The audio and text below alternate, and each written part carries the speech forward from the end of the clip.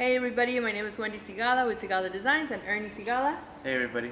And we're here to give you an update. I mean, there's so many people asking about what happened since the end of last year. A lot of people know that you got sick. So we're here to answer some of the questions that people have. You know, you made a post today and actually people are actually asking so many questions about Ernie, what happened?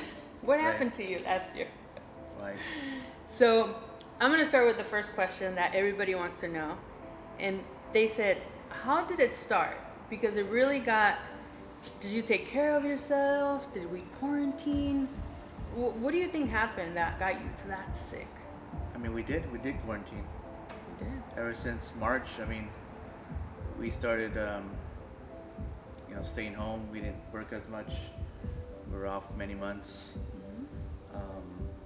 We did everything that everybody was doing. We sanitized. we washed everything. We didn't come out of the house for months. So we did everything I think we could have. Yeah. But I guess it wasn't enough. It wasn't enough.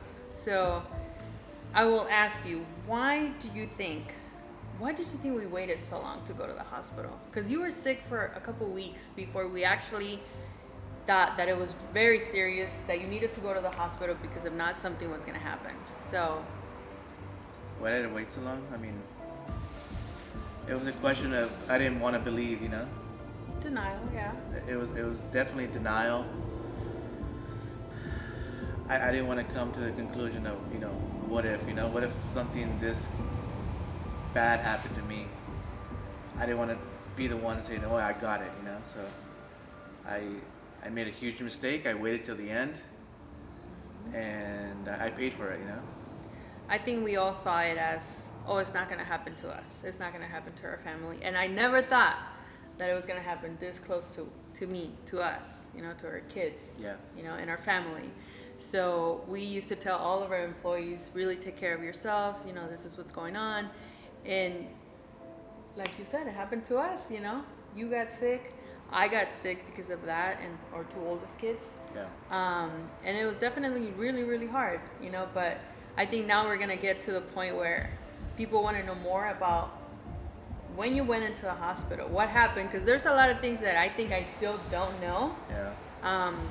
We have talked about it, and it gets me emotional because we have talked about it. I don't think in enough detail. You didn't tell me everything that happened at the hospital. Obviously, it was a very hard time because we couldn't be there. Family members couldn't be there with their loved ones. So it was definitely hard not knowing what you were going through. So I have my phone because I have a lot of questions from people. Even when you were at the hospital, there were so many people reaching out to me and asking me, hey, how's Ernie? I didn't know. I just didn't know. It was one of those things where I would talk to the doctor, I would talk to the nurses, and they didn't have any answers for me. So you're going to tell us a little more about what happened before they actually put you into a coma. So what made you finally decide to go to the hospital? Because I told them a couple times. I remember it was December 17th is the day. Actually, right before we celebrated our 10-year anniversary, December 15th. And I remember, I'm going to go back a couple days, but the day before, me and my son went to K Jewelry and I got you your present. And I was super sick. I mean, I was in a sweater, I was sweating profusely, and I remember that day like it was yesterday, and I was afraid. I was like, you know what, I'm getting more and more sick. And I made the mistake of going out, but I wanted to get this present, and I got it. And I remember it was so hard to finish the transaction that I went home and I was sick. I mean, I was sick like a dog. I couldn't believe that he went out. And I think at that time, I didn't even think about, oh, he's going to go out to get me a gift. I didn't even think, because he actually you didn't have the strength to do that. No. You had already been sick for a couple weeks. So December 17th, you take me to the urgent care. And they take my oxygen level, and they say you got to take him to the emergency room now. Now. Don't do anything else. So- Take him now. So I remember going to the hospital. It's very vague because I was very sick, and I'm trying to remember. And I remember pulling up to the hospital. I don't even know what hospital it was. And I get out. They put me in a chair and they pull me in, and they just rushed me in. This is what happened. Right. When I walked up to the nurse, I said, you know what? They're telling me my husband is really sick. He has to be admitted to the hospital like now. And they're telling me he has 30% oxygen, which people that know, or I got to learn that, is that even if you're on the low 90s, you should already go to the emergency room. And he was at 30%, Yeah. you know, which was insanely low.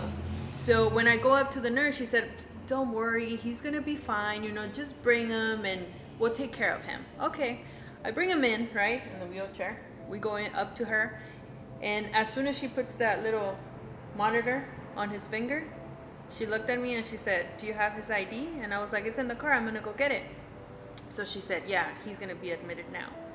I go to the car, get your ID, come back, and he's not there. Like, he's gone. And I asked her and I said, can I go see him? Like, what happened? Why did you put him in there so fast? And she said, we have no time. Like, I'm sorry, we couldn't wait for you. Like, he's already in a bed, he already has a room, and he's already being treated.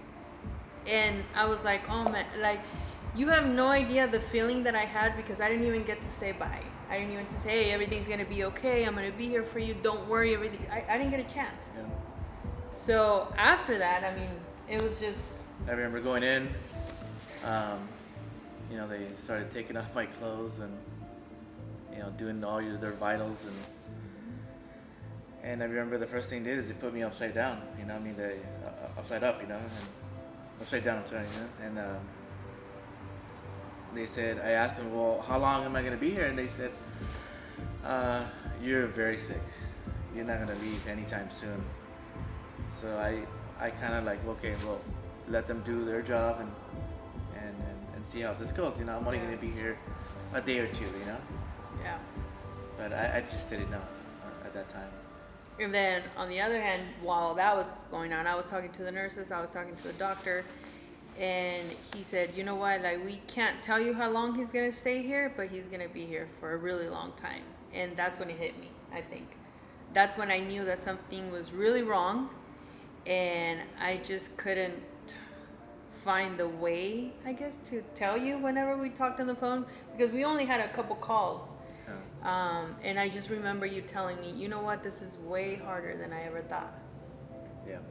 Because they had you on a full mask, oxygen, you know, and you were still having a really hard time breathing. Yeah. And those were his exact words. You know what, this is way harder than I ever thought. And after that, I mean. So the next thing was December 19th. I remember it very well. It was about 9 p.m. The doctors rush in and they tell me, you got 5 minutes to talk to call your wife and let her know we're going to put you in a coma. And that's when it hit me, you know, that it was really serious. For them to walk in and tell you, you got 5 minutes to talk to her and let her know we're going to put you in a coma was probably the most difficult thing I've ever heard. You know, it runs through your mind. What do you tell your wife? Because his exact words were, you got 5 minutes to call your wife and let her know we're going to put you in a coma, and we don't know if you're going to make it or not. I mean, that was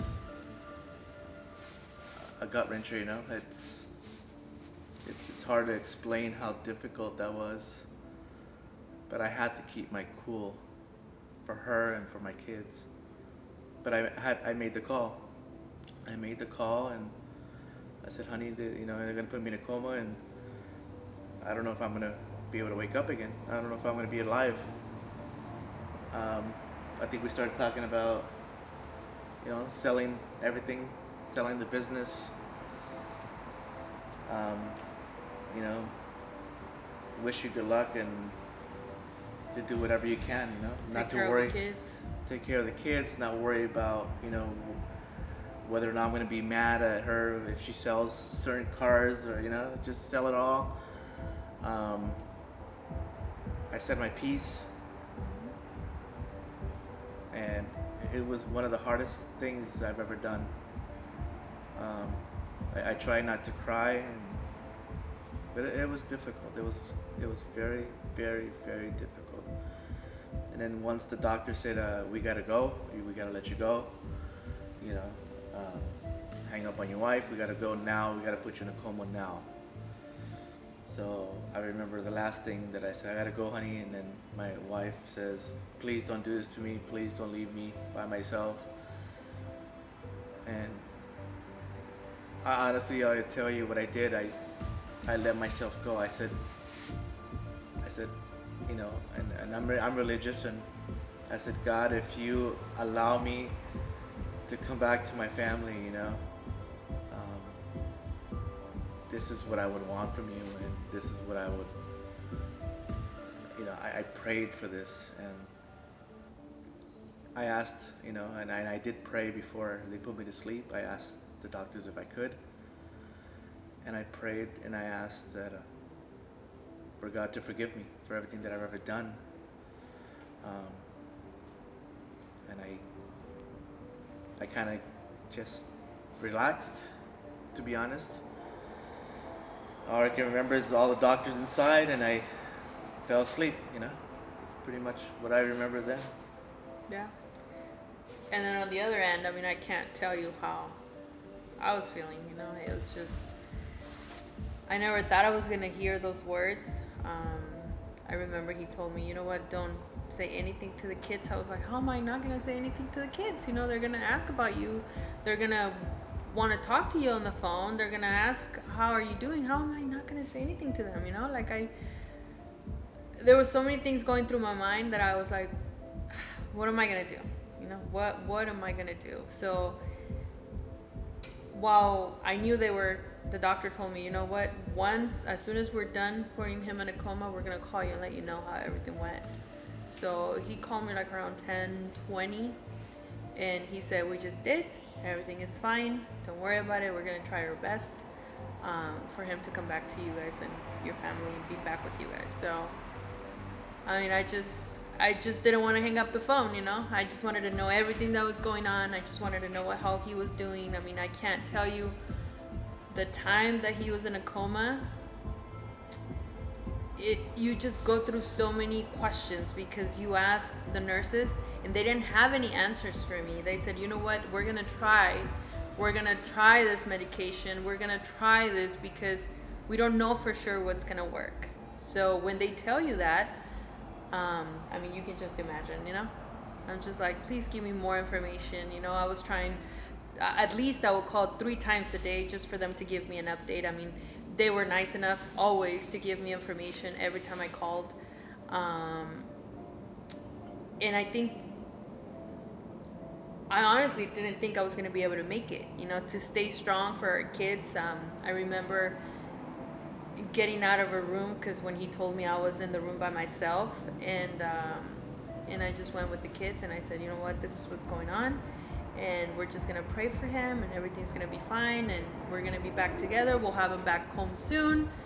And we just all cried, you know. I mean, what do, you know? So from there, it was one of the hardest times because I couldn't go to the hospital to see him. And what really made it for me and made it better for me was I talked to one of the nurses, and she said, have you had a video call with him? I mean, even though he's in a coma, do you know we can do a video call so you can see him? Like, it's important for you to talk to him and let him know, you know, you guys love him, you know, have your kids talk to him, and trust me, that works, you know. And me being able to see him again, she said, you know what, like, it's going to be really hard for you to see him in a way that you've never seen him before. He has tubes everywhere, you know, through his nose, on the throat. Like, he had tubes everywhere. And she said, it's going to be really hard, but just talk to him and let him know how much you love him, you know. And we did, you know. We did. And every day we will set up a call, you know, to talk to him. Sometimes the nurses were really busy, but I think that's what helped me get through it, being able to see you. Now, my question to you is, do you remember anything when you were in a coma? Do you remember us talking to you? Do you remember? Just so everybody knows, I was in a coma for 23 days.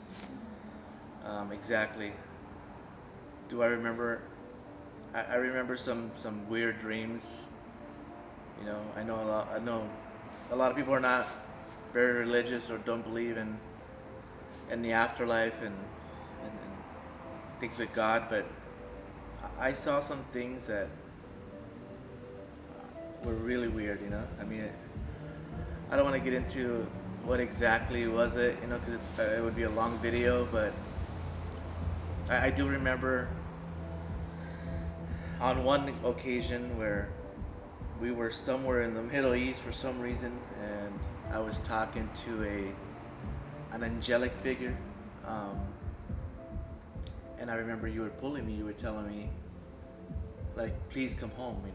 Please come on, honey, come home. We need you. Come home. And then on the other side, they were saying, like, well, go with your wife. And so it was very weird. It was definitely very weird. It was kind of like a movie, but I don't remember ever listening to you, or maybe subconsciously I was, but not really. Okay, well, the next question will be: while you were in a coma, did you know you had to fight for your life? Did you know you needed to be strong? And yeah, you did know? Yeah. I told myself I would fight to the very end. I did. It was very. I can see where people in this position would give up. Because there is a time where you don't see the light at the end of the tunnel, so you kind of give up. And there was times where I did want to give up, but I told myself I'm too young, my kids are too young, my daughters are too young, my daughters are only 11 and 15, my wife is too young, to be a widow, she's too beautiful, and I still haven't enjoyed her. I would think that, we still haven't seen the whole world that we want to see it. So I didn't give up, There was not even an ounce of me that said no. There was times where it was very difficult, but I never gave up. Well, thank you for not giving up. Okay, and another question was, once you woke up, what is the first thing you can remember? When I woke up out of the coma, the first thing was trying to get out of bed, and that's why they strapped me, for like the first couple days. I remember, trying to really get out of bed, and I messed up both of my shoulders. I really messed up both of my shoulders, because after I completely got out of the coma, I couldn't move my shoulders. I was really, and I had bad shoulders already.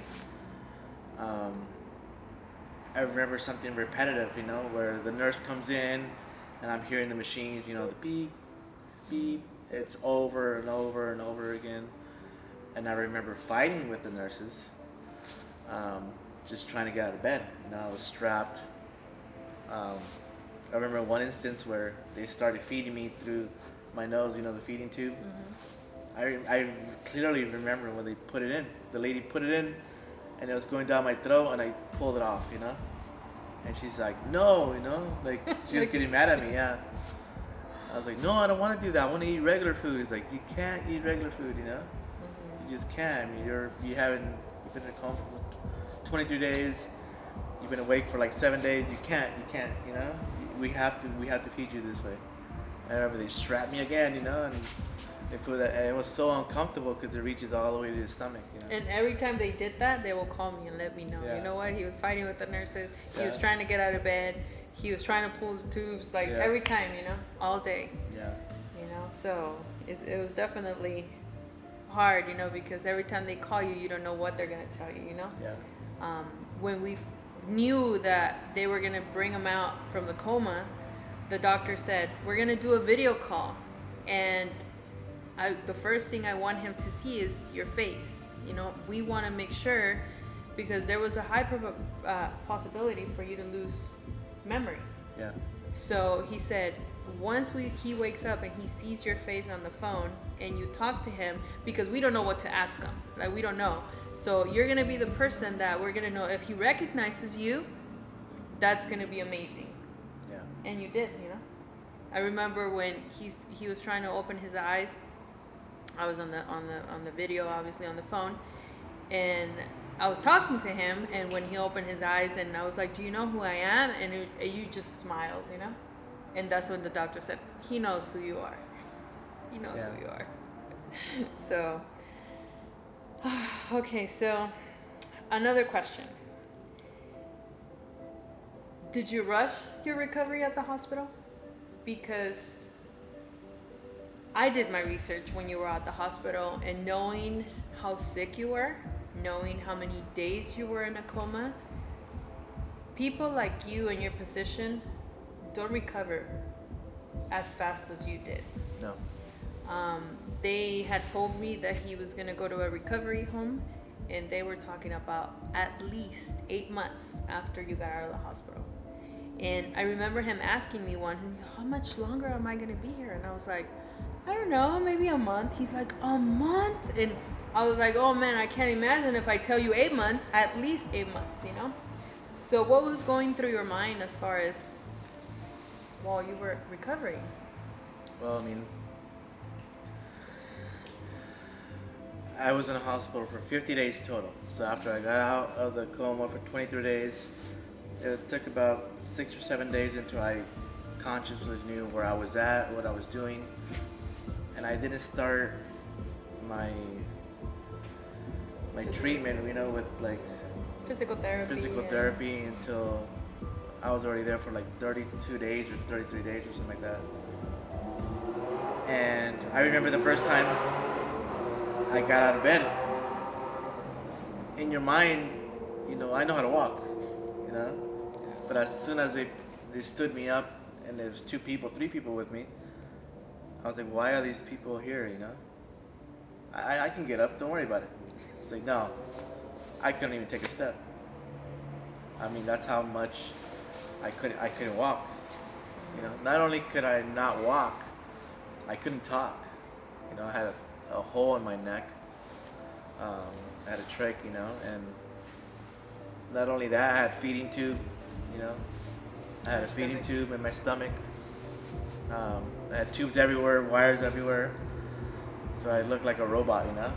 Yeah. And the question again was, Did you rush Yes. through your recovery? yes, I did. But it was so difficult, from everything from walking to you know, breathing.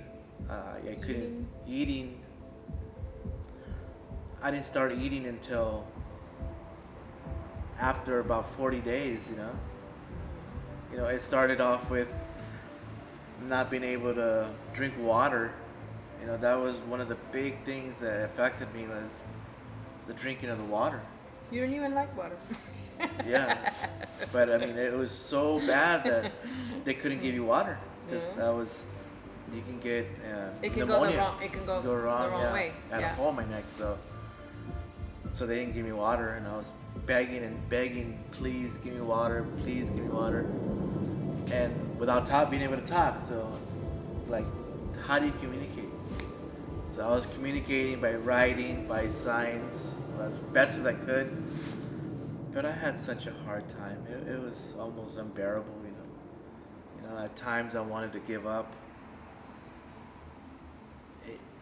If you're not mentally stable and you're not mentally strong, and combination of spiritually and mental and physical, strong, you're not gonna make it, especially being there for that long. It was just, Yeah. I couldn't see it. Now that you said being in the hospital for that long, how would you rate your overall experience? Because, I mean, I can't imagine what the nurses go through. You know, so many people, there was so many people sick. Um, how would you rate your overall experience with your doctors, with the nurses, the hospital? I mean, overall, nurses and doctors were very nice. Overall, but I had such a bad experience with some of them where, I was soiled for hours at a time. They wouldn't attend to me because I couldn't talk. There was a call button on my bed that you would press it, an alarm, and they would come to help you, and they would take hours. They wouldn't come see me. I mean, it was so bad. I had such a hard time. Like how I rate it, oh man, a 1 out of 10. It was such a hard time that was was one of the things that went through my head to give up. Because I didn't see the light at the end of the tunnel. I couldn't. Man, I gotta get out of here. And these people are telling me I'm gonna be here for a long time. And yes, I started feeling very sick. I was very depressed. I wanted to come home. I didn't see my kids. I couldn't see you. The only thing that really helped was I remember you had a family picture on my side of the bed, and that's what helped, because I would look at it and say, okay, I gotta do it for them. Everybody that would come in, they would say, well, who is that? Who is this? That's your family? Oh my God! I would start crying, because they would tell me, why are you crying? It's like, well, because I haven't seen them, I haven't seen them. I haven't been with them. I haven't. It was so difficult. I wouldn't want this for even my worst enemy, It was that difficult. But I don't know how I made it. I don't know how I made it out. Well, you definitely have to be very strong-minded. Yeah. Very strong. And have a lot of faith. Yeah. I did pray every day, multiple times a day, just to get by, because there's nobody to talk to. I'm not a TV person. I don't watch TV very much. I was going crazy. Not being able to communicate, not being able to, do anything. It was unbearable, Yeah. But what I wanted, the reason again, why I got out of there so fast was, for physical therapy, for example, I would wake up. I remember they would come at 10 in the morning, 10, 11 in the morning, and they would make me walk, maybe 10 steps. So they would say, let's do 10 steps the first day. No, the first day was 3 steps. The second day was 10 steps, I go, let's do 20. And then it was, 20 steps. And no, let's do 40. Let's do it twice. Because I wanted to get out of there. I could not stay there. And they told me, it's all up to you how long you stay here. And I said, I gotta get home. I got cars to build. I got customers waiting on me. Worrying about cars. Yeah. That's what you think about, Yeah. But man, I had such a horrible, horrible time. So how would you say this whole experience changed you? It has definitely humbled me. It's given me a new look of life, recently, even that I'm not too into the cars anymore. I like building them. I like seeing my customers enjoy them. I like, you driving them. If it's our car, I like you driving them, you enjoying them. But for me, I think that's come to an end, or it's coming to an end. Because there's more things that are important, my family. Than to drive a car like that, I'd rather spend time with my family, with my daughters. You know how I am with them. you know, go to the park, play with the dogs. I mean, that's what I am now. Yeah. So it's definitely humbled me. I don't really care about whether I'm the fastest or I'm the best. To me, that doesn't matter anymore. These things, these cars, you can't take them with you. You know, once you leave this world, you leave with nothing. So the only thing you can take with you is your memories. Yeah. So that's what I want to do is make more memories. You know, make happy memories, obviously. You know, help others. You know, try to make a change in the world in the positive aspect of it. Well, now that you refer to the cars, the car that you see behind me is the rendering. Well, the car that you have seen the rendering for the C8RR, which is the Y body. So it's currently in the works. Yeah. You just came back to work. Yeah. You barely had your first full day. A couple days ago. Yeah. So this is something that obviously we want to show people, the world, you know, what this is your vision, this wide body car, and I can't wait to drive it. Just like you said, you know, you like for me to drive it. I mean, I can't wait to drive this car and show you. You know, this car is gonna mean so much to me because you came back to finish this car for me, you know, for us, for our business. And I guess I want to ask you, like, what are your goals, short term and long term? Like, what is it? Where do you want to go now?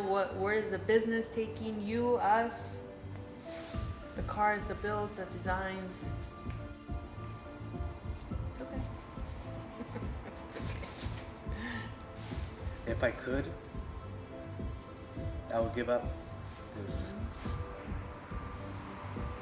because it doesn't matter, you know. But I know this is my job, so There's a lot of people counting on you, waiting for those designs and builds, and you know. yeah. But it's not the same anymore, you know. I will finish it. I will continue to do this, but do I love it? No. And I think everybody wouldn't once they go through what I did, you know? I just look forward to it because you look forward to it and everybody wants to see it, but Yeah. if it was up to me, I would give up. I would give up. You know, everything that I've done, all the cars that I built, was it worth it? No. It's not. It's definitely not. It's, you know, spending time with family, making memories, that's what matters, you know. This is just, like one of my customers says, it's just a hunk of metal, you know? That we're trying to look pretty, but I understand that this is what people are going to remember me by, you know. They're not going to remember me, the good things that I've done, and you know, they're always going to look at the creations that we do, you know. And even not even that, the things that you've done wrong, in the you know, we've done thousands of cars, you know. We've manufactured thousands and maybe hundreds of thousands of parts, but people in this world will remember the few pieces that were That one. you know, that one build or that one car that you made a mistake on. Yeah. And it's just like, what are we reaching for, you know? I mean, this is just, I know this is going to be a great build. It's going to be known around the world. But for what, you know? I mean, at the end of the day, what is it for? And I do look forward to finishing it and making people, you know, look at it and be happy for us and buy the kits. But for me personally, no. It's going to be rare for me to see, for anybody to see me drive it. If I do drive it, it's because you really want me to drive it with you, or my daughter's going to want me to drive, you know, her to school or something. But for me to like take it and enjoy it now, but I understand. I understand why everybody wants to see me finish it. So we will. So now, I guess now that you're back to work, I mean, how do you feel being around the guys again? Just working. Are you 100% now? Do you have any side effects? Side effects, yes. You know, I have side effects. I still have problems with my breathing. I have now high blood pressure that I'm trying to control. I have nerve damage on my legs, right? Because being in a coma, I don't have any sensation in my legs and my thighs. I'm having trouble, you know, sometimes still walking. Or standing too long. Standing Yeah. too long. I'm having pains in my chest that we can't figure out. We're gonna go to do CT scans, and you know, sometimes I'll get up and I'll be ready to go to work or ready to go walk or something, and it just forces me to be in bed. You know, it's something that people say like, we gotta take your time to recover. Well, I don't want to stay home, you know, and it's forced me. I think you had that once, right? One day. One day, I got to feel what you felt, that you always complain about, Yeah. and I can't believe how bad it is. You know. It's horrible, right? And it was weird because I've never had that pain before, and it was just like, I guess meant for me to have it so I can understand what you go through, because it was unbearable. It's a pain. It's undescribable, huh? Yeah. It breaks you down. Yeah. Whether you be the strongest person in the world, it breaks you down to the point where like it keeps you in bed and says you will not get up on bed, and I couldn't. Yeah. I mean, you see me. I mean, I would sleep it off and wake up and feel a little bit better. I still get those episodes, but I'm trying to do the best that I can. You know? There's one picture that we posted when you first came back home Yeah. from the hospital, and you look happy, smiling. I know you were happy to be back home, Yeah. but only we know how you were really feeling behind that smiley face, you know? I remember coming home. I was barely able to walk. I couldn't walk. You couldn't really eat by yourself. But I mean, I couldn't walk. I mean, 3 steps and I think I was gonna fall over. I remember coming into the house, and I said, take a picture so everybody knows that I'm okay, right? And I kind of stood up. I needed a walker, right? Yeah. I needed a walker, and I said, take a picture, and I was trying to hold myself and trying to pose just for that 1 second, you know? Yeah. And I took the picture, and I remember sitting down on the couch and going to bed. Yeah. You know, I remember my parents were there, and You just knocked out. yeah, I was talking to them 1 second, and I go to bed. Yeah. So the first couple of weeks was go to bed. I slept 90% of the time, just trying to recover, you know. Yeah. It's so difficult, like going up the stairs, coming down the stairs, taking a shower. Oh my God, I didn't see the end of it. I came home with a feeding tube. I couldn't sleep. I'm the type of person that sleeps on my stomach a lot of times, and I couldn't do that. And it was just the worst of the worst, you know. And I'm happy to come back. I'm happy to be here with my family. I'm happy to let you guys know that I'm back. Hopefully, I'm here to stay. I would love to see anybody. You know, all your messages and all. I've seen them all. I didn't want to be online. I wasn't online very much because I didn't know what my status of my health was. You know, I felt like I was gonna die. It was just so up and down that I wanted to focus on recovery. That's why you guys didn't hear from me. I'm very secretive. I'm really not the type to let anybody know. I didn't want you guys to go, oh, I'm okay, and then the next day you hear that I died, you know, or something bad happened. So I wanted to make sure. I think I'm to the point where I'm okay. I'm back to work. I'm not 100%, but I'm getting there, you know. We're getting stronger. I got my weight back Not all of it, but I did gain some weight back. Total, I lost 55 pounds, and I think I gained like about 25 pounds.